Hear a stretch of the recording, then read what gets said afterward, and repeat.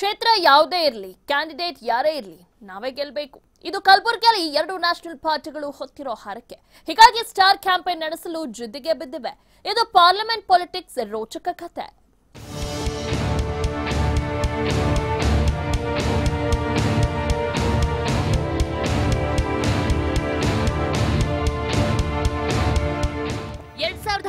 ಲೋಕ ಚುನಾವಣೆಯ ಕಪ್ ಹೊಡಿಲೇಬೇಕು ಅಂತ ಪಣ ತೊಟ್ಟಿರೋ ಬಿಜೆಪಿ ಮೋದಿಗೆ ಕ್ಷೇತ್ರವನ್ನ ನಿಗದಿ ಮಾಡ್ತಿದೆ. ಈಗಾಗಲೇ ಉತ್ತರ ಕರ್ನಾಟಕ ಪ್ರವಾಸ ಮುಗಿಸಿರೋ ಮೋದಿ ಅವರನ್ನ ಹೈದರಾಬಾದ್ ಕರ್ನಾಟಕಕ್ಕೆ ಕರೆತರಲು ಪ್ಲಾನ್ ಮಾಡಿಕೊಂಡಿದ್ದಾರೆ. ಅದರಂತೆ ಕಲಬುರಗಿಯಲ್ಲಿ ಪ್ರಧಾನಿ ಮೋದಿ ಕಾರ್ಯಕ್ರಮವನ್ನು ರೆಡಿ ಮಾಡಲಾಗುತ್ತಿದ್ದು, ಮಾರ್ಚ್ ಮೊದಲ ವಾರದಲ್ಲಿ ಸಾರ್ವಜನಿಕ ಸಭೆ ನಡೆಸಲು ಬಿಜೆಪಿ ಮುಹೂರ್ತ ಫಿಕ್ಸ್ ಮಾಡಿದೆ. ಕರ್ನಾಟಕದಲ್ಲಿ ಚುನಾವಣಾ ಪ್ರಚಾರದ ರ್ಯಾಲಿಗೆ ನಮ್ಮ ದೇಶದ ಪ್ರಧಾನಿಯಾದಂಥ ನರೇಂದ್ರ ಮೋದಿ ಅವರು ಈ ಜಿಲ್ಲೆಗೆ ಬರ್ತಾ ಇದ್ದಾರೆ. 1ನೇ ತಾರೀಕು 2 ಗಂಟೆಗೆ ಇಲ್ಲಿ ದೊಡ್ಡ ಸಾರ್ವಜನಿಕ ಸಭೆಯನ್ನು ಉದ್ದೇಶಿಸಿ ಮಾತಾಡ್ತಾ ಇದ್ದಾರೆ.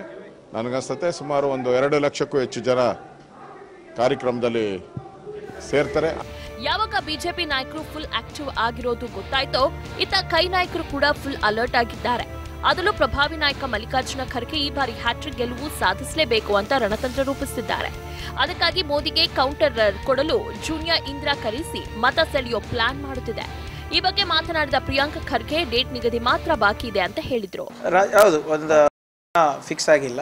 ರಾಹುಲ್ ಗಾಂಧಿ ಅವ್ರದ್ದು ಖಂಡಿತವಾಗೂ ಕಲಬುರಗಿಗೆ ಬರ್ತಾರೆ. ಮತ್ತು ಪ್ರಿಯಾಂಕಾ ಅವರು ಯಾಕಂದರೆ ನೂತನವಾಗಿ ಅವ್ರದ್ದು ಜವಾಬ್ದಾರಿ UP-ನಲ್ಲಿ ಒಂದು ದೊಡ್ಡ ಜವಾಬ್ದಾರಿ ಇದೆ ಅವ್ರದ್ದು.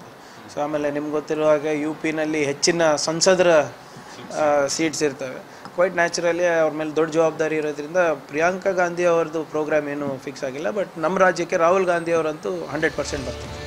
ಒಟ್ಟಾರೆ ಹೆಚ್ಚಿನ ಸೀಟು ಗೆಲ್ಲಿಸಿ ಮೋದಿ ಅವರನ್ನ ಮತ್ತೊಮ್ಮೆ ಪ್ರಧಾನಿ ಮಾಡಬೇಕು ಅಂತಿದೆ ಕೇಸರಿ ಪಡೆ. ಆದ್ರೆ ಬರೀ ನಿಮ್ ಭಾಷಣಕ್ಕೆ ಜನ ಓಟ್ ಹಾಕಲ್ಲ ಅಂತಿದೆ ಕೈಪಡೆ. ಗೋಪಾಲ ಕುಲಕರ್ಣಿ, TV5, ಕಲಬುರಗಿ.